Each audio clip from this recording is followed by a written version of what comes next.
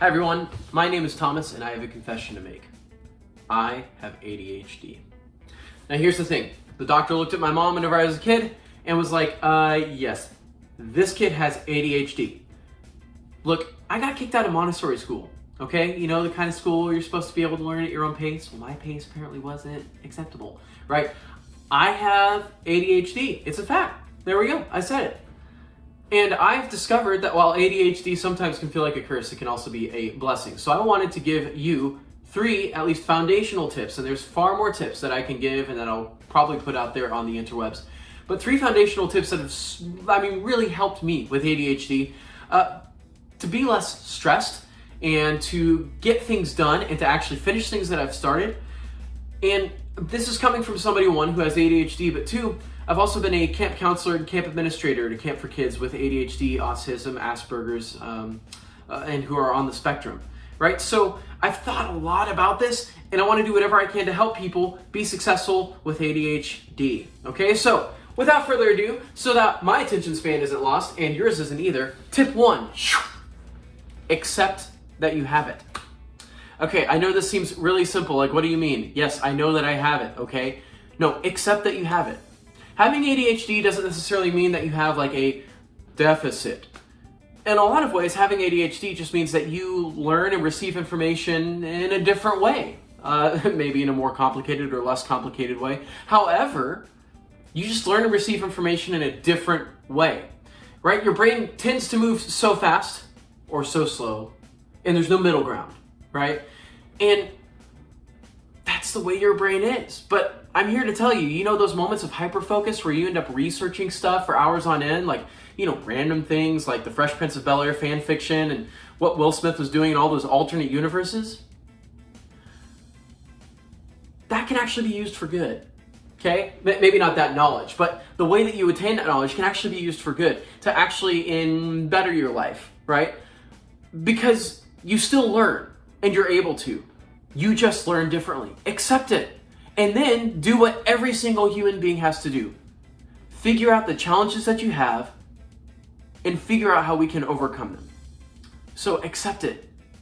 You're made in God's image, okay? You are worthy of love and respect. You are not a mess up, okay? There's a book out there called I'm Not Lazy, Crazy, or Stupid. Now granted, it was given to me and I was in high school and I didn't read it. Why? Well, I blame my ADHD some. Because there were so many things I was wanting to do, and sitting down and reading a book at the time was really hard for me. But it's true, at least the title. You're not. Find out how your brain works. So that brings me to my second tip. First tip is accept it. You can actually do what you want to do. You just have to find a way to do it. Tip 2, learn how you learn. Now, that seems like the first tip a little bit, but let me dive a bit deeper into this. Because you learn and receive information differently, you need to do the hard work and figure out, well, how is it that you learned all that random Fresh Prince of Bel-Air fan fiction? Whenever you go on a research bent and you spend 3 or 4 hours researching something, and then you have so much information that you want to share with people who a lot of times just don't want to hear it, seemingly, right? Because it's like the random stuff we research. How is it that you learn that? Figure out how you learn. Look, high school, for a lot of folks with ADHD, is not the most fun time in their life, okay? You either kind of slid by and got C's and things like that because you're like, well, I'm able to retain some of this and you know, I can just make my way through it. Or you failed because you were bored, okay? And it was just really stressful and you couldn't organize all those thoughts, right?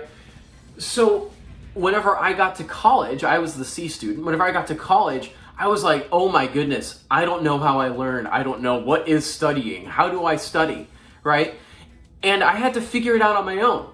So this may not be you, but for me, one of the best ways that I learn and retain information is I talk about it. So I'll read for just a little bit and then I will say it out loud. I'll talk about the concept. I won't even read the quote. I'll talk about the concept. This really helped me because my major was interpersonal communication. My minor is religious studies and philosophy. I had to talk out those concepts. And then, honestly, with me being able to talk out those concepts, I was able to read it faster. I was able to interpret information faster. I was able to understand these concepts and articulate them faster. Because I found one of the main ways that I actually retain and remember information. It may be different for you, But one of the things I also do is I teach guitar. And one of the things I typically say is each student learns differently. So let's learn how you learn so I can teach that way. Learn how you learn with ADHD. I guarantee you'll be more powerful than you ever thought you could be. I'm not even joking. With that hyperactivity part of the ADHD, whenever you find out how you learn, oh my goodness, you end up being able to learn and retain things in less time than you ever thought that you could. And there's the excitement about it. It can be a lot of fun, okay? Always be studying, always figure out how you learn.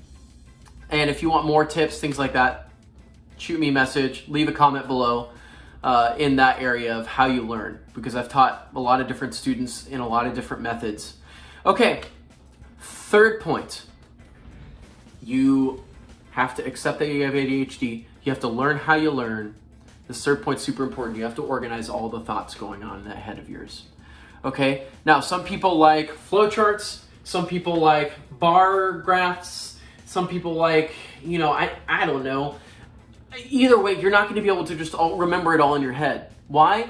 Because your head is like a hamster on the wheel, and the hamster has like a jetpack, and it's just going and going and going and going, and it can never stop. Right?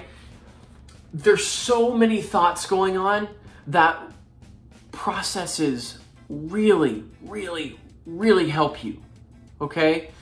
So, that being said, I'll use music as an example. If you're learning the guitar, a lot of guitar teachers teach you the chords first. I disagree with that, especially with ADHD. I teach the notes first on the fretboard, all the notes in music, then I teach the scales, and then I teach the chords. Why? Because the notes make up the scales make up the chords. It makes sense. It's a logical progression, okay? And I have to write it out. Or for instance, if you're doing an event, right? One of my jobs, I do a lot of events. And so I write out, what is the purpose of the event? Okay, then people needed for the event. Okay, things needed for the event. Okay, how do I get there? And I write out those bullet points. So I have it all there. It's a logical progression, and it starts with the principle. It starts with the overarching theme. What is it I am doing? This is ultimately going to help you to stop starting so many things and not finishing them. I can't tell you how many times it has happened to me, right? My wife is super industrious, and she always finishes things she starts. And I watch that, and I'm like, I can't do that. Why can't I do that? It's because my brain is thinking about 11 dozen other things while I'm doing the one thing. I have to understand that this one thing fits into the 11 dozen other things. And if I attack that, then I can do the other things too. I don't have to worry about those other things if I'm doing this thing, because it affects everything else. I hope that makes sense. So whatever you do, I have this whiteboard here in my office. There we go. And I write out those big concepts. If I'm doing an event or things like that. It's the same way if I'm teaching, if I'm preaching, if I'm teaching the guitar, I have to have the principle, and then I go from there. And I've had to do that for literally every aspect of my life. It might take me a little bit more work to get started, but then I'm able to finish things way faster. I'm serious. I'm not even joking. This whole office here, I reorganized it in record time with a migraine, because ADHD is both a blessing and a curse, and I got the inkling to do it. And so then I thought about, how am I going to do this? And then I did it in like 45 minutes. I mean, everybody was like, why? How were you able to do this? Why did you do this? ADHD is both a blessing and a curse. You're able to get a lot more done. So lastly, I've given you my 3 tips. Accept the fact that you have ADHD. Learn how you learn. Organize those thoughts somehow. Write it down. Create a thought chart. Here's something I'm going to say at the end of every video. Remember, as the psalmist declares, I praise you, for I am fearfully and wonderfully made. You are fearfully and wonderfully made. You're not a screw up. Okay? You are fearfully and wonderfully made. You have value. You have worth. Now, figure out how you can live your life. I know that seems like a really simple statement, but come on, man. It's so hard. I know. But there's definitely hope for folks with ADHD.